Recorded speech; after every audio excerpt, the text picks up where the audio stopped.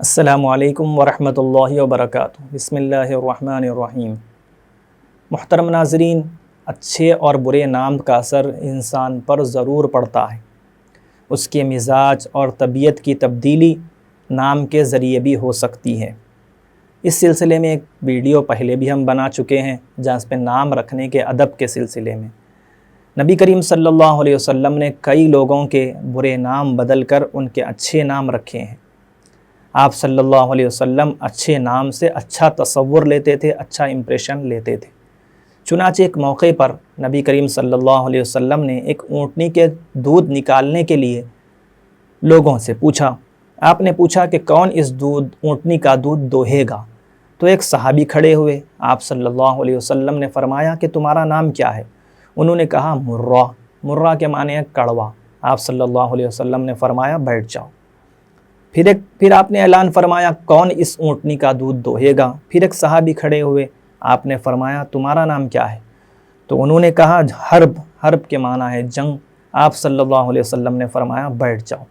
پھر آپ نے اعلان فرمایا کون اس اونٹنی کا دودھ دوہے گا؟ تو ایک صحابی کھڑے ہوئے۔ آپ نے پوچھا کہ تمہارا نام کیا ہے؟ انہوں نے کہا یعیش۔ یعیش کے معنی ہے زندہ رہنے والا۔ آپ صلی اللہ علیہ وسلم نے فرمایا ہاں تم اب دودھ دو۔ اس سے پتہ چلا کہ آپ صلی اللہ علیہ وسلم اچھے نام کو پسند کرتے تھے، اچھے نام سے اچھا تصور لیتے تھے۔ یہی وجہ ہے کہ صحابہ کرام رضوان اللہ تعالیٰ علیہ مجمعین بھی اچھے نام کو پسند کرتے تھے، اچھے نام سے خوش ہوتے تھے اور برے ناموں کو ناپسند کرتے تھے۔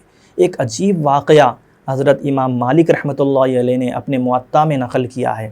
آپ فرماتے ہیں کہ حضرت عمر بن خطاب رضی اللہ تعالیٰ عنہ کے پاس ایک شخص آیا۔ آپ نے پوچھا تمہارا کیا نام ہے؟ عجیب واقعہ ہے، آپ اندازہ کیجئے کہ کہاں 3 نسلوں تک جس کے پاس آگ ہو تو پھر اس کا کیا انجام ہو سکتا ہے۔ اس شخص نے کہا کہ اس سے ایک شخص آیا اور آپ نے اس سے پوچھا کہ تمہارا کیا نام ہے؟ اس نے کہا کہ جمرہ۔ جمرہ کے معنی آگ کا انگارہ۔ آپ رضی اللہ تعالیٰ عنہ نے فرمایا کہ تم کس کے بیٹے ہو؟ اس نے کہا کہ شہاب۔ شہاب کہتے ہیں آگ کا شعلہ۔ تو بیٹے کا نام بھی آگ ہی سے ہے، باپ کا نام بھی آگ ہی سے ہے۔ پھر آپ رضی اللہ تعالیٰ عنہ نے پوچھا کہ پھر وہ کس کا بیٹا ہے، یعنی تمہارے دادا کا کیا نام ہے؟ اس نے کہا کہ حرقہ، آگ کا جلایا ہوا، یا حرقہ آگ کا جلایا ہوا۔ تو آپ رضی اللہ تعالیٰ عنہ نے پوچھا یعنی باپ، بیٹا، دادا تینوں آگ کے ناموں سے ملے ہوئے ہیں۔ آپ رضی اللہ تعالیٰ عنہ نے پوچھا کہ تم کہاں رہتے ہو؟ اس نے کہا حرۃ النار، آگ کا علاقہ، یعنی جس علاقے میں رہتے تھے وہ علاقے کا نام بھی آگ سے نکلا ہوا تھا۔ پھر آپ رضی اللہ تعالیٰ عنہ نے پوچھا کہ وہ علاقہ کس وادی میں ہے؟ تو اس نے کہا کہ ذات لظہ، یعنی شعلے والی آباد۔ شعلے والی یعنی اردو میں ترجمہ کریں تو اس کا نام ہے شعلے والی۔ تو پورا باپ، دادا، بیٹا تینوں آگ کے نام سے ہیں، علاقہ، بستی، محلہ بھی آگ کے ناموں سے نکلا ہوا ہے۔ آپ رضی اللہ تعالیٰ عنہ نے فرمایا اپنے گھر والوں کو کی خبر لو، وہ سب جل چکے ہیں۔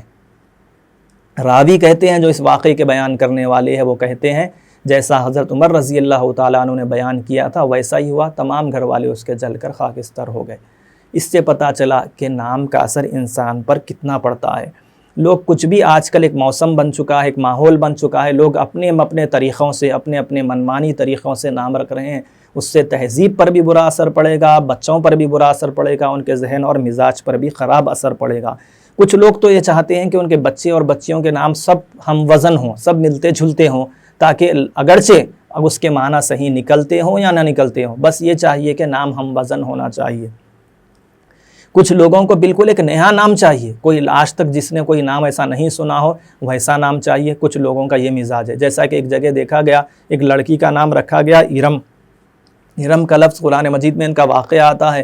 ارم کے دونوں معنی ہیں، ایک طرف اس کے معنی جنت اور بہشت کے ہیں، اور دوسری طرف اس کے معنی وہ ہلاک ہونے والی بستی جس کے اوپر اللہ تبارک و تعالیٰ کا عذاب آیا تھا، اس قوم کے لیے بھی وہ لفظ استعمال ہوا ہے۔ تو اس ایسے نام نہ رکھنا بہتر ہے، کیونکہ اس پر اچھا بھی اثر پڑ سکتا ہے اور برا بھی اثر پڑ سکتا ہے، تو ایسے ناموں سے بچنا چاہیے۔ بعض جگہ یہ طریقہ بن گیا کہ لوگ قرآن سے کوئی لفظ لیتے ہیں اور نام رکھ لیتے ہیں، اگرچہ اس کے معنی صحیح فٹ نام کے لیے ہوتے ہوں یا نہ ہوتے ہوں۔ جیسے دیکھا گیا کہ لڑکی کا نام انعمتا رکھ دیا گیا، پوچھا گیا تو بولا کہ قرآن مجید میں سورہ فاتحہ کا یہ لفظ ہے، ایسا کوئی معنی نہیں ہے۔ بہتر یہی ہے کہ سوچنا چاہیے اور صحیح کسی عالم دین سے، جانکار سے معلوم کر صحیح نام کا انتخاب کرنا چاہیے۔